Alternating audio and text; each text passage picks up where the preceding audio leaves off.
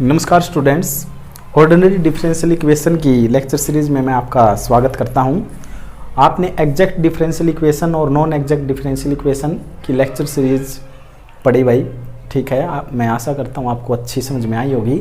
अब उसी सीरीज़ को आगे बढ़ाते हुए अब हम आए हैं higher order differential equation with constant coefficient. तो भाई देखो क्या है चैप्टर का नाम, हायर ऑर्डर डिफरेंशियल इक्वेशन, ठीक है। और फिर है विद,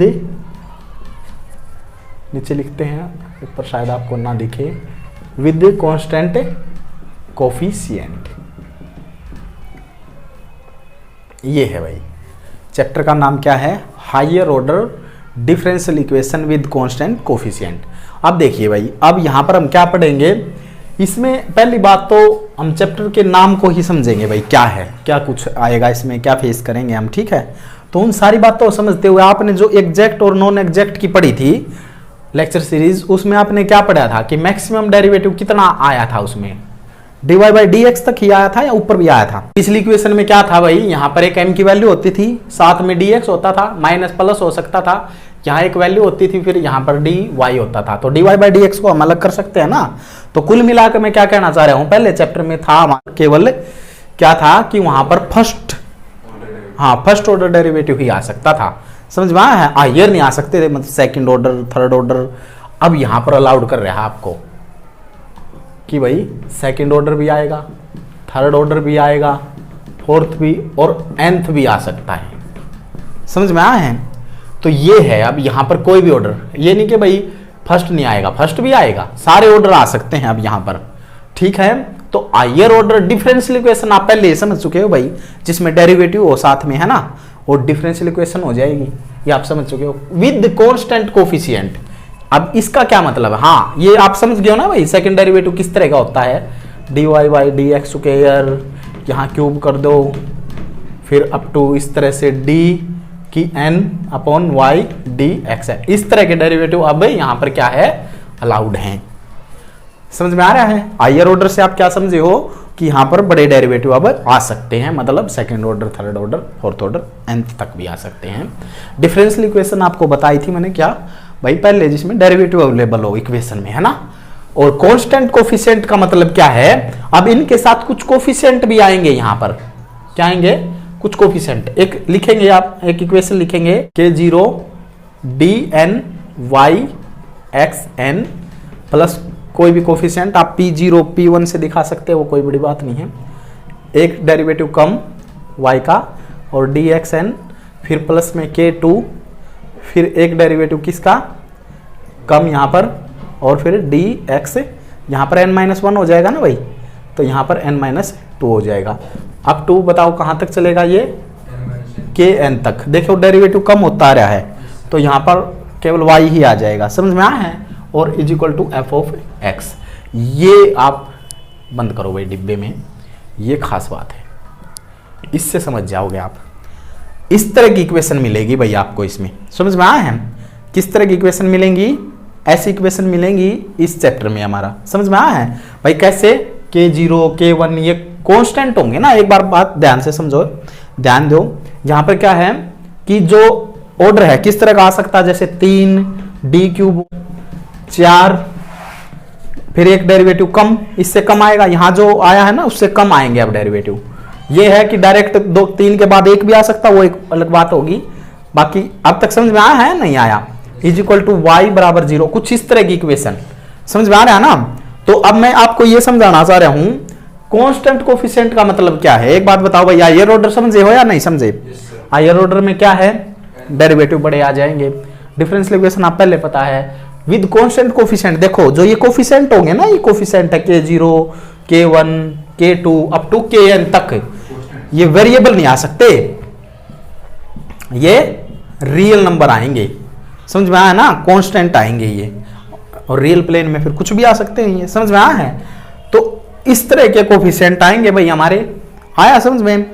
तो अब एक बात बताओ, यहां तक कोई दिक्कत हो किसी बच्चे को बता सकता है, अगर नहीं दिक्कत तो ध्यान से समझो, चैप्टर का नाम समझ में आया है, कोफिशिएंट होंगे वो क्या होंगे। हाँ एक बात और बताऊंगा मैं यहाँ पर, कभी भी ऐसा नहीं हो सकता, मान ले कोई एक डेरिवेटिव है और ये दूसरा डेरिवेटिव है, इनकी प्रोडक्ट कभी भी नहीं होगी। समझ में आया? डेरिवेटिव, दो डेरिवेटिव प्रोडक्ट में नहीं आएंगे, प्लस माइनस में आ सकते हैं, डिवाइड में भी नहीं आएंगे। समझ में आया है? कोई दिक्कत है या नहीं है? ठीक है, इतनी बात तो समझे हैं। और एक बात और बताऊंगा मैं, क्या ये टर्म अलाउड है यहाँ पर y d x, x d y square d x, इस तरह की टर्म अलाउड है? कभी भी अलाउड नहीं है, क्योंकि ये वाई और एक्स क्या है, वेरिएबल हो चुके हैं, तो ये भी नहीं आएंगे। यहाँ कोई भी कांस्टेंट ही आएगा मल्टीप्लाई में। समझ में आया है?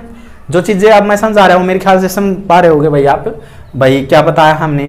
अब हम क्या करते हैं, इससे आगे चलते हैं। इससे आगे चलने से पहले मैं आपको एक बात बताता हूं, dy बाई डी टी या dx, पहले ये ले लो, ये जो ऊपर होता है ये क्या है, डिपेंडेंट वेरिएबल, और नीचे होता है ये क्या है, इंडिपेंडेंट वेरिएबल। ये समझो एक बार। अब इसमें बताओ भाई dz बाई डी टी, ये क्या है, ऊपरला z डिपेंडेंट, ठीक है, ऊपर वाला डिपेंडेंट है। एक बात आप इसको इस तरह भी समझ सकते हैं, ये देखो भाई, इसको यहां टिकने के लिए इसको बेस की जरूरत होगी, तो आप ये मानो कि ये इस पर डिपेंड है, तो ये इंडिपेंडेंट है, इसको किसी की जरूरत नहीं है। आ रहा है ना समझ में? कुछ भी मतलब समझो आप। तो एक बात ये बताओ भाई, यहां पर अब dz अपॉन dy, अब इसमें बताइए इंडिपेंडेंट वेरिएबल क्या है? हाँ, ये इंडिपेंडेंट और ये डिपेंडेंट वेरिएबल। इतनी कहानी समझ में आई है?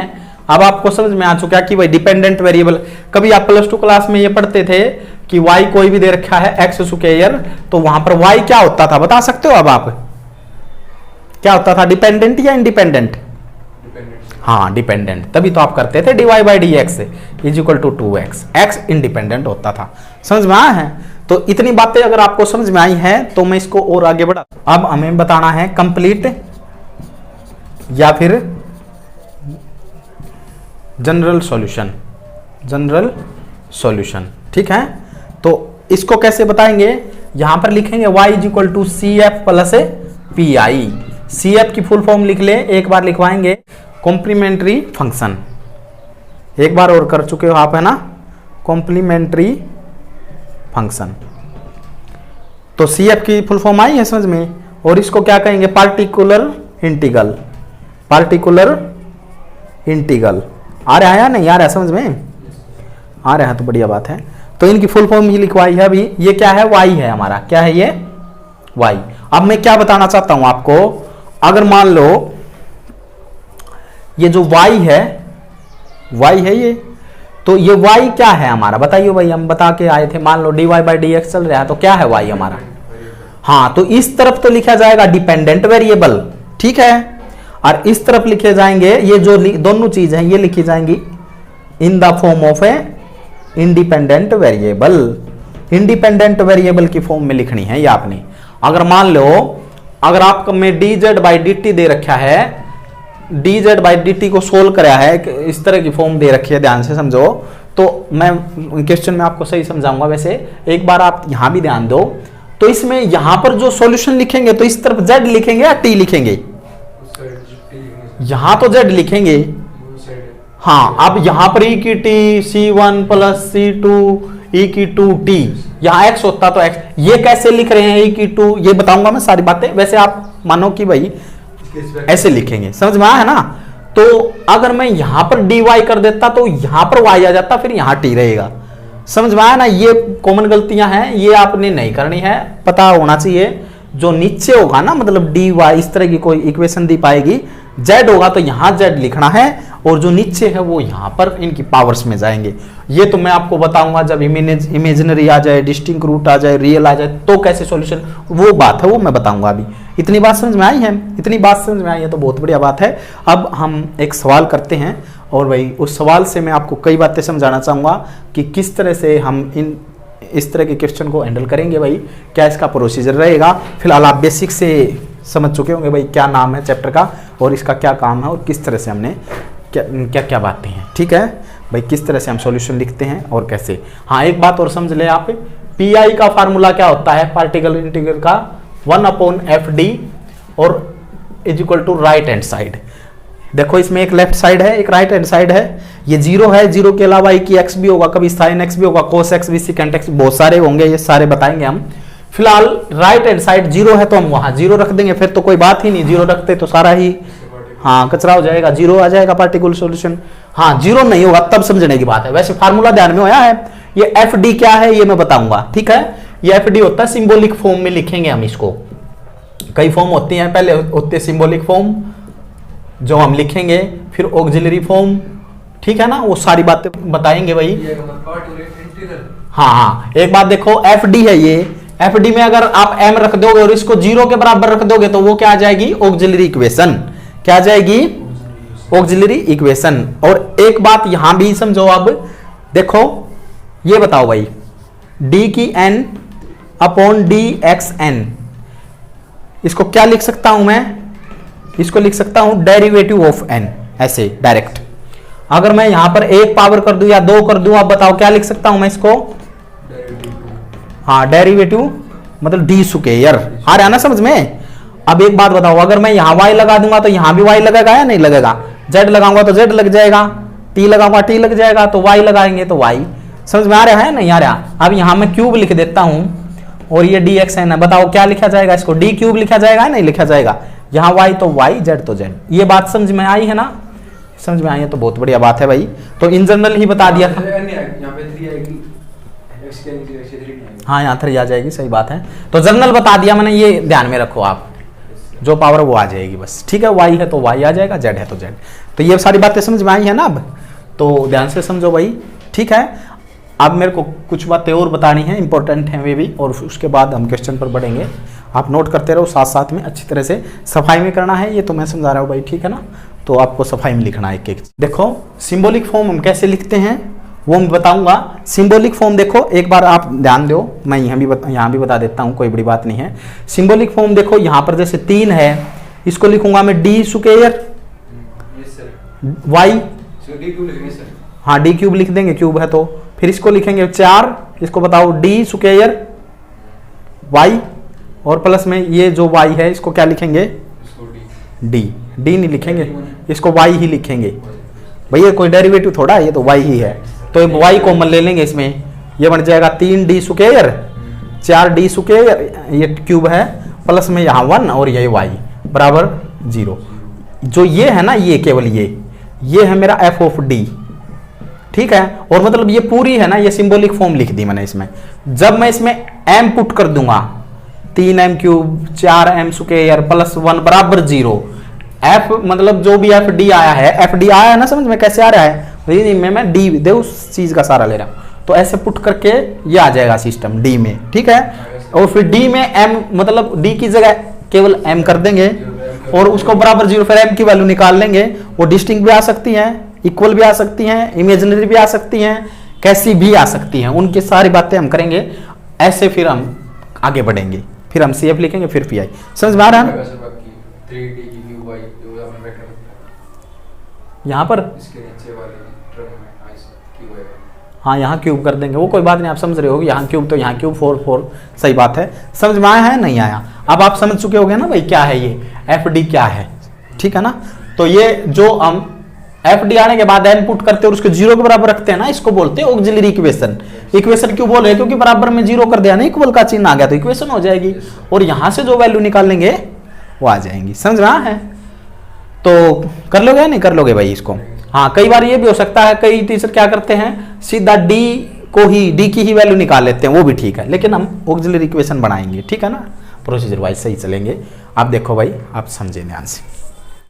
हाँ अब बताता हूँ भाई मैं आपको method of writing for CF, मतलब CF का मेथड बताते हैं भाई। Method of writing for CF हम कैसे लिखेंगे, ठीक है। तो देखो पहला हम m की वैल्यू जाएंगी जो, वो रियल आ सकती हैं एंड डिस्टिंक्ट आ सकती हैं, ये समझो भाई, पहले रियल आ सकती हैं और डिस्टिंक्ट। तो कैसे लिखेंगे भाई इसमें, हम इसमें लिखेंगे, मान लो आपने फॉर सपोज करो कि 5 6 3, ये 3 वैल्यू आ गई, ठीक है। बताओ क्या होगा, एक कांस्टेंट देंगे, e की पावर में लिखेंगे, देखो मैं मान रहा हूं कि मेरा dy बाई डी एक्स में दे रखा है, y मेरा डिपेंडेंट वेरिएबल हो जाएगा ना, और यहाँ पर देखो ये समझ रहे हो या नहीं समझ रहे, मतलब मैं ये मान रहा हूं कि dy बाई डी एक्स की फॉर्म में दी हुई है इक्वेशन, y मेरा डिपेंडेंट है, x मेरा इंडिपेंडेंट, तो y यहाँ लिखा जाएगा ना, CF लिखने का ढंग बता रहा हूं।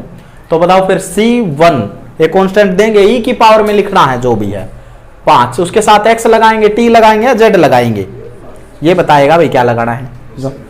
तो x लगा देंगे, आगे आओ प्लस, फिर प्लस करते चलेंगे, प्लस C2 e की पावर में लिखना है 6 लिख दो। अब क्या लगाना है इसके साथ, चलो प्लस करते चलो आप, e की पावर में यहां भी लिखना है 3 लिख दो। बताओ अब इनके साथ एक वेरिएबल लगाना है, वो कौन सा लगेगा, x लग जाएगा। सही बात है भाई, आया समझ में। किसी बच्चे को माइंड में हो गया भाई मैं ये माइनस की 5 आ जाती तो फिर क्या होता, फिर क्या होना था, माइनस आ जाता है, यहाँ समझ में आया है। अगर किसी बच्चे को ये है भाई सारी ये माइनस क्या आ जाए तो सभी जगह माइनस आ जाता है, यहाँ ये बीच में तो प्लस ही रहेगा। समझ में आया है, आया है या नहीं आया भाई, समझ में बता सकते हैं।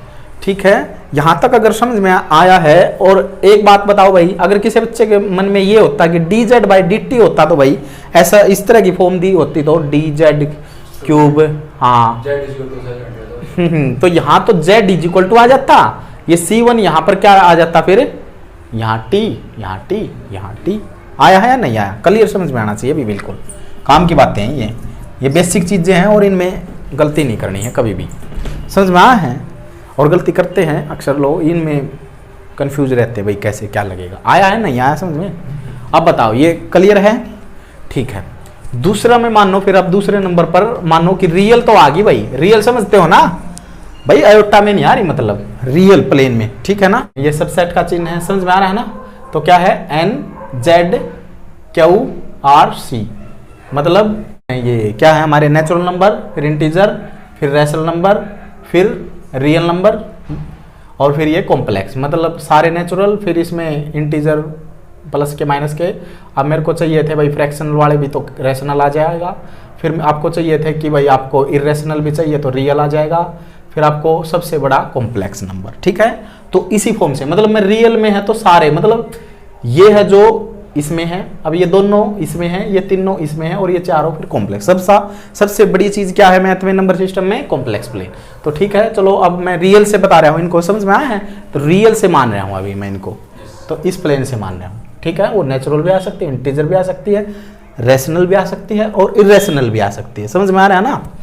तो ठीक है, ये सबसेट का चिन्ह है ना, मतलब ये सारे इसमें मौजूद है, ये दोनों इसमें मौजूद है, ये तीनों फिर इसमें मौजूद है, ये चारों फिर कॉम्प्लेक्स में। और एक रियल नंबर कॉम्प्लेक्स होता है, दो कॉम्प्लेक्स है या नहीं है, है भाई, प्लस 0 आयोटा लिख लो, क्या बात है, और एक रियल कॉम्प्लेक्स हो जाएगा। आया है नहीं समझ में आया, लेकिन अरे एक कॉम्प्लेक्स रियल नहीं हो सकता, ये 3 आयोटा अब नहीं होगा, ये समझ में आ रहा है नहीं आ रहा। चलो वो बाद की बातें हैं, वो फिर कभी बताएंगे। तो रियल एंड क्या है, रियल एंड रिपीटेड वैल्यू आ जाए भाई, रिपीटेड वैल्यूज आ जाए तो फिर क्या करना बताइए भाई। यहाँ पर वैल्यूज लिख लेना, कोई बात नहीं है। तो यहाँ पर आ जाए भाई, जैसे रिपीट में, जैसे मान लो भाई माइनस का 3 आ गई, फिर यहाँ 4 आ गई, फिर 4 आ गई, फिर 4 आ गई, कुछ इस तरह से 5 5 5 कुछ भी मान लो, वो तो एक बार बताना है। तो मैं वही मान रहा हूँ कि dy by d x given है, तो y आ जाएगा बराबर में। यहाँ पर क्या आएगा ये बताओ, ये तो रिपीट नहीं है ना, तो इसके लिए तो एक कांस्टेंट दे देंगे e की माइनस 3x। समझ में आ रहा है ना। अब यहां से है खेल चालू, ये तो कोई, ये तो वैसे था, ठीक है ना। ये तो मतलब मान लो एक मैं 5 और देती हूँ, उसके लिए क्या लिखना पड़ेगा फिर, C2 e की 5x, जो रिपीट नहीं है उनके तो लिए अलग अलग लिखना है। अब आपके लिए मैं एक 6 और दे दूं तो इसके लिए भी बताओ क्या होगा, C3 e की 6x। आ रहा है ना समझ में। मैन तो मेरे को तो रिपीट समझना है भाई, रिपीट क्या है। तो ये तो आपको कोई दिक्कत नहीं है, रिपीट भी आ जाए और अनरिपीट भी आ जाए तो उनको दोनों को हैंडल कर सकते हैं ना। केवल रिपीट आ जाए तो उनको भी हैंडल कर सकते हैं, उसमें क्या बताइए भाई। आगे ये सारा आप बताओ, इसमें C4 e की बताओ 4x, ये तो कांस्टेंट बढ़ते चलेंगे। फिर देखो C4 e की 4x और फिर C4 e की 4x लिख सकते हैं या नहीं लिख सकते।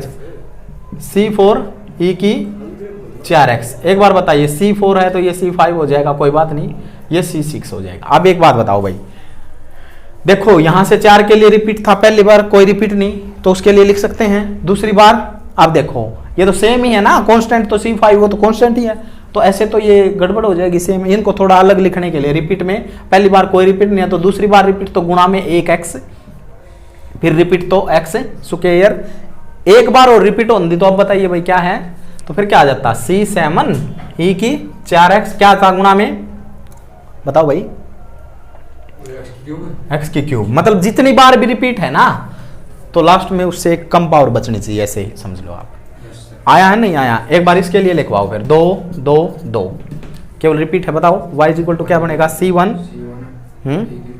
e की 2x या बस C2 e की, हाँ x यहाँ लिख सकते हो कोई बात नहीं है, C3 x स्क्वायर e की 2x। अब मैं एक इसमें अनरिपीटेड दे दूं -4 तो अब क्या हो जाए, उसके लिए कोई दिक्कत नहीं है -4। हाँ किसी बच्चे के माइंड में ये हो कि मैं अनरिपीट को पहले लिखूं या रिपीट को, वो कोई दिक्कत नहीं, कहीं लिख लो ये कॉन्स्टेंट है, उसमें कोई बड़ी बात नहीं, वो सेम है चीजें। अब बताओ भाई रिपीटेड के लिए और आपको इसके लिए लिखना आया है, डिस्टिंक्ट के लिए आ रहा है ना समझ में, तो बहुत ध्यान से पकड़नी है सारी चीजें जो मैं बता रहा हूँ आपको अच्छी तरह से। अब देखो तीसरे नंबर पर मैं बताता हूँ भाई इमेजिनरी आ जाए, क्या आ जाए इमेजिनरी। तो इमेजिनरी आएगा जैसे मान लो आपका ±5 आयोटा आ गया, ऐसे पेयर में आएंगी, इमेजिनरी आएंगी तो पेयर में आएंगी, ठीक है ना। तो कैसे लिखेंगे इसको, फिर y इज इक्वल टू, मैं y इज इक्वल टू ही क्यों मान रहा हूं, क्योंकि मेरे को dy/dx है वो मैं कहानी बता चुका हूं, यहाँ dz/dt है तो फिर वहां z हो जाएगा, यहाँ t हो जाएगा, वो कहानी आप समझते रहे साथ साथ में, कोई बात नहीं है, कहानी होती है मैथ अगर आप ध्यान से सुनो तो। अब इसमें देखो भाई इमेजिनरी आएगा तो क्या घटना घटेगी, घटना ये घटेगी यहां तो कोस संभालेगा इसको और यहां इसको साइन संभालेगा भाई। अब बताओ ये है 5x, तो इसको तो एक बार तो कोस में लिख दे थीटा में और एक बार यहां लिख दे, आया है नहीं आया समझ में, बताओ कोई दिक्कत है। हाँ अगर किसी बच्चे के माइंड में ये बात आ रही है कि भाई +/6 आयोटा या कुछ 3 आयोटा कुछ इस तरह की बातें आ जाए तो उसके लिए क्या है, उसके लिए C3 हो जाएगा, फिर क्या आ जाएगा cos 6x plus C4 sin 6x, ऐसे चलता रहेगा, कितने लिख लो इसमें क्या बड़ी बात है। आया है नहीं आया समझ में। हाँ सवाल तो अब ये है कि वो कॉम्प्लेक्स आ जाए, क्या आ जाए कॉम्प्लेक्स, मतलब क्या है भाई आप समझो, वो पेयर में जैसे कि मतलब 2 या -2 मान लो या 2 मान लो, वो कोई बड़ी बात नहीं है, 2 + 5 आयोटा ±5 आयोटा इस तरह से आ जाए तो क्या गड़बड़ है, वहां तो 0 था। अब ये समझो ये कोई गड़बड़ नहीं है, इसमें क्या है देखो मैं इसी में भी समझा सकता हूँ, कोई बड़ी बात नहीं है, नहीं तो अलग से ही लिख देंगे। इसका CF क्या होगा शाबाश बताओ, तो CF लिखेंगे इसका, यहाँ पर लिख लो CF है जो इसका वो होगा y इज इक्वल टू, बताओ भाई ये जो आ रहा है ना ये समझो ध्यान से, 2 है ना तो e की 2x आया है नहीं आया समझ में, वो बार लगा दें भाई बिल्कुल, या फिर साथ में भी लगा सकते हैं, मैंने कॉमन निकाल लिया, आप समझो एक बार। अगर मैं यहाँ माइनस लिखना चाह रहा था, मैंने माइनस इरेज कर दिया था, तो आप माइनस रख रहे हो तो यहाँ e की -2x लिख लो, ठीक है। 5 है तो e की 5x, साथ कुछ भी हो मतलब वो आप यहाँ जचा दे उसको, C1 आ जाएगा, इसके साथ आ जाएगा फिर cos 5x, यहाँ आ जाएगा C2, यहाँ आ जाएगा sin 5x। बताओ भाई कोई दिक्कत है या नहीं है। तो मैं बता रहा हूं ना ये बहुत इंपॉर्टेंट चीज है। अब सिंबॉलिक फॉर्म में किसी बच्चे का सवाल ये था भाई सिंबॉलिक फॉर्म बनाने के बाद m की वैल्यू आने के बाद कैसे प्रोसीजर करेंगे, वो ऐसे प्रोसीजर करेंगे, फिर उसके बाद CF लिखना पड़ेगा, वो हमें देखनी है रिपीटेड है या नॉन रिपीटेड है, वो सारी चीजें हम देखेंगे, फिर CF लिखेंगे, फिर PI, ऐसे क्वेश्चन कंप्लीट होगा। उसका आगे का सॉल्यूशन है, आप पूछ रहे थे कि भाई m की वैल्यू आने के बाद क्या करना है, ये करना है, ये देखना है कि कौन सी किस टाइप की आई है, वो समझ में आया है ना, यहाँ समझ में बढ़िया आ गया ना, बिल्कुल समझ में, ठीक है। अगर यहाँ भी अगर जैसे आपने वहां दिमाग चला तो यहाँ किसी बच्चे का दिमाग चल जाए -3 +-3 आयोटा या 6 आयोटा मान लो भाई, इस तरह से आ जाए तो फिर क्या लिखे, फिर यहाँ क्या हो जाएगा, एक प्लस का चिन्ह बन जाएगा, e की -3x को कॉमन निकाल दूंगा, फिर यहाँ क्या C1 C2 यूज हो चुके तो C3, अब खेल होना चाहिए आपके लिए बच्चों वाला, cos 6x और C4 sin 6x। बताओ भाई कोई दिक्कत है या नहीं है। अब एक और दे दूं तो उसमें कुछ भी दे दूं, मान लो मैंने -7 + 8 आयोटा दे दिया, अब इसमें e की -7x, C5 cos 8x और C6 sin 8x। समझ में आया, वो कोई बात नहीं, आगे पीछे लिख सकते हैं आप। आया है नहीं आया समझ में। हाँ किसी बच्चे को ये भाई कोस पहले लिखना है साइन, वो कोई बात नहीं, मैं बता चुका, कोई पहले लिख लो कोई बाद में लिख लो, बस कोस साइन के थीटा में देना अलग। तो मैंने कितने केस बताए हैं आपको, रियल बता दिया भाई, और साथ में डिस्टिंग रियल के लिए बता है, और फिर रिपीटेड हो जाए कैसे लिखना है, इमेजिनरी में हम कैसे लिखेंगे, दो इमेजिनरी आ जाए कैसे, है ना भाई, कुछ अलग से आ जाए जीरो के बजाय तो कैसे लिखेंगे। अब एक बात बताओ, अगर ये आ जाए तो दो, एक तो दो आ जाए, एक आ जाए प्लस माइनस 3 उल्टा, एक आ जाए 2 प्लस, मतलब समझ रहे हो ना क्या कह रहा हूं मैं, मतलब मिक्स आ जाए, क्या आ जाए, हाँ मिक्स आ जाए, पेयर में आएंगे ये कभी भी प्लस माइनस ऐसे दोनों। तो अब बताओ कैसे लिखेंगे इसको, इसके लिए तो लिख देंगे e की y बराबर वो dy बाई dx मान e की 2x, ये तो अलग, अब प्लस का चिन्ह आएगा, ब्रैकेट में नहीं देना क्योंकि कोमा है वहां पर।